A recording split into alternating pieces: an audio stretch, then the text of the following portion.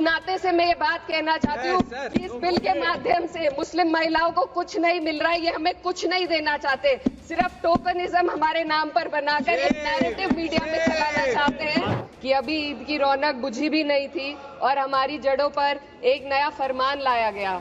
पहले उत्तर प्रदेश में मुसलमानों को नमाज पढ़ने पर रोक लगाई और फिर सौगात में ये बिल लाया गया। तो जो अमेंडमेंट इन्होंने दिया है, जिसको एक्सेप्ट कर लिया गया है, उसका कोई मतलब नहीं है। कागजों की कैद में बस नाम रह जाएंगे, वो जो हमारे थे सिर्फ दावे में रह जाएंगे। इस बिल के द्वारा मीठी ईद के जायके को कड़वा करना, यही असली सौगाते मोदी था। बहुत बहुत इकरा चौधरी जी, प्लीज आप बोलिएगा। धन्यवाद सभापति जी। मैं सबसे पहले दाद देना चाहती हूँ इस बिल के टाइमिंग की कि अभी ईद की रौनक बुझी भी नहीं थी और हमारी जड़ों पर एक नया फरमान लाया गया। पहले उत्तर प्रदेश में मुसलमानों को नमाज पढ़ने पर रोक लगाई और फिर सौगात में ये बिल लाया गया। निसार में तेरी गलियों पे है वतन, जहाँ चली है रिवाजो गैर कि कोई ना सर उठाकर चल सके। मैं सभापति जी आपको ये बताना चाहती हूँ कि ईद के मौके पर एक विधवा महिला अपनी लड़की के साथ मेरे पास आई और उसने बताया कि वह एक वक्फ की प्रॉपर्टी में रहती है, वही उसके सर पर छत का काम भी करती है और उसकी रोजी रोटी भी वहीं से आती है।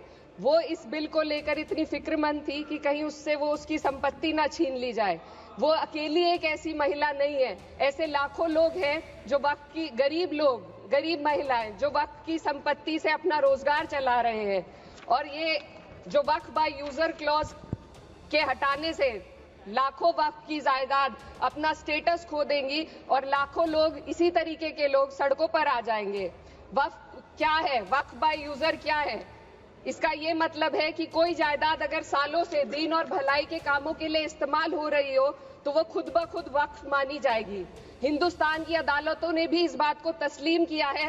वक्फ बाय यूजर सिर्फ वक्फ बोर्ड को ही मिली कोई खास सौगात नहीं है, ये बल्कि सभी अन्य धार्मिक ट्रस्टों को परंपरा और यूज के आधार पर बिना किसी डॉक्यूमेंटेशन के धार्मिक चरित्र को डिक्लेयर करने का राइट मिला हुआ है।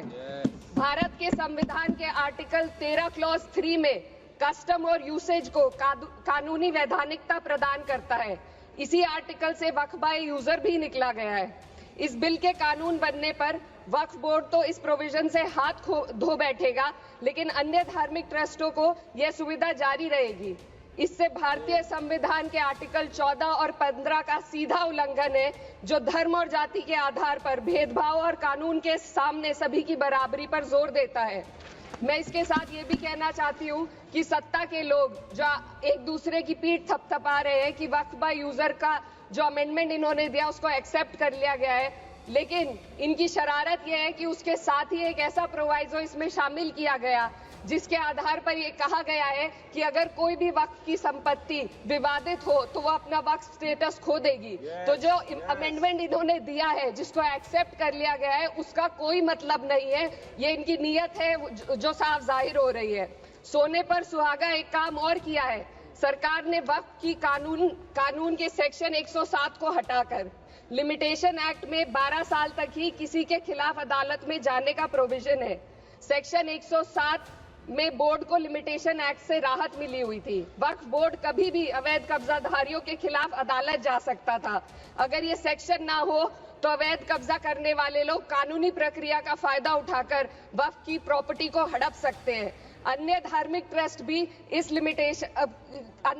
ट्रस्टों पर भी ये लिमिटेशन एक्ट लागू नहीं होती, तो फिर वक्फ बोर्ड के साथ ये सौतेला रवैया क्यों किया जा रहा है? धर्म को देखकर दोहरी नीति क्यों अपनाई जा रही है? सेक्शन 107 और वक्फ बाय यूजर को अगर एक साथ पढ़ा जाए तो इससे लाखों वक्फ की प्रॉपर्टी पर कब्जा किया जाएगा। इसलिए ये बिल मुसलमान की भलाई का नहीं बल्कि उनके वजूद और विरासत को मिटाने का बिल है।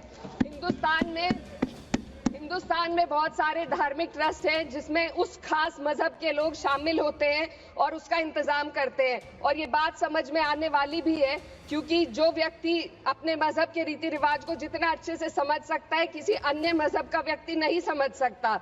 आर्टिकल 26 क्लॉज 2 के तहत धार्मिक संप्रदाय को अपने मजहबी इदारों के एडमिनिस्ट्रेशन का हक देता है, लेकिन वक्फ बोर्ड के बारे में इसको उल्टा किया जा। Sir 2 minute sir please 2 minutes. सरकार इसे एक सेक्युलर बॉडी मान रही है और इसमें गैर मुस्लिमों को शामिल करने की बात कह रही है।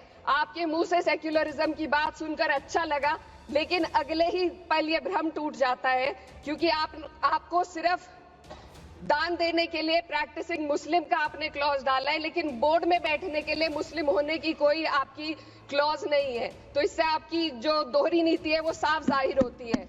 ये वही सरकार है जिसने राम जन्मभूमि ट्रस्ट में ये लिख दिया कि जिला अधिकारी भी अगर होगा तो हिंदू होना चाहिए। कोई मुझे बताए कि वहां पर सेक्युलरिज्म का रस क्यों नहीं घोला गया? सर, आखिर में मैं अपनी बात को खत्म करने से पहले महिलाओं का मुद्दा बार बार उठाया जा रहा है। सरकार का कहना है कि बोर्ड में मुस्लिम महिलाओं को रिप्रेजेंटेशन देंगे। इस कानून से पहले भी मुस्लिम महिलाएं बोर्ड में मेंबर रह चुकी हैं और मिनिमम 2 का प्रोविजन था, उससे ज्यादा भी हो सकती थी। सर, मैं ये कहना चाहती हूँ कि सरकार ने महिलाओं के लिए ऐसा कौन सा नया काम किया जिसका ढिंडोरा सरकार का हर सदस्य पीट रहा है? इस बात की तायीद अगर आपकी तरफ से कोई मुस्लिम महिला करती तो हम उसका यकीन भी करते, लेकिन अफसोस आपकी इतनी लंबी कतार में एक भी मुस्लिम महिला नजर नहीं आती है। सर,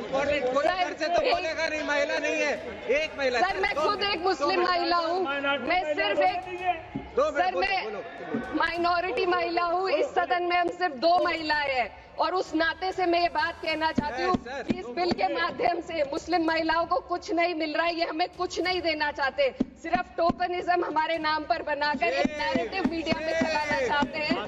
तो ये बिल मुसलमान की भलाई का नहीं, उनकी पहचान को मिटाने का है। सर, अंत में मैं बस यही कहना चाहती हूँ कि कागजों की कैद में बस नाम रह जाएंगे, वो जो हमारे थे सिर्फ दावे में रह जाएंगे। इस बिल के द्वारा मीठी ईद के जायके को कड़वा करना, यही असली सौगाते मोदी था। बहुत बहुत